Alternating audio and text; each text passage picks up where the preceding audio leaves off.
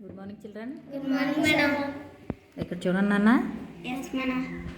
మీకు చాలా ఇష్టమైన బిస్కెట్స్ చిప్స్ ఉన్నాయి కదా.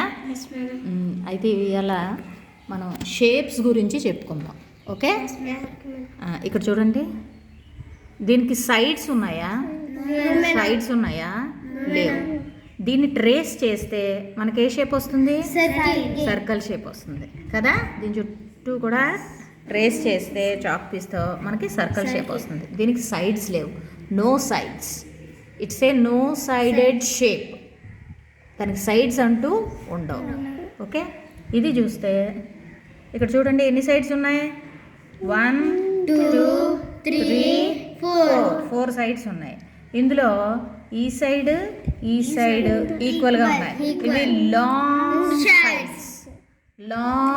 సైడ్స్ అండ్ ఇవి short sides.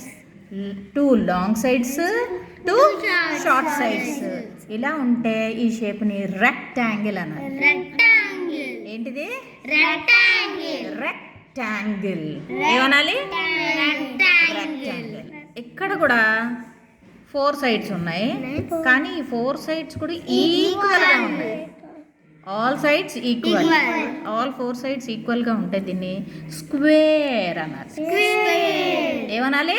Square. All sides equal ఉంటే స్క్వేర్. ఇది 1 2 3 సైడ్సే ఉన్నాయి. 3 సైడ్స్ ఉంటే దీన్ని ట్రయాంగిల్ అంటారు. ట్రయాంగిల్ ఏంటి? ట్రయాంగిల్.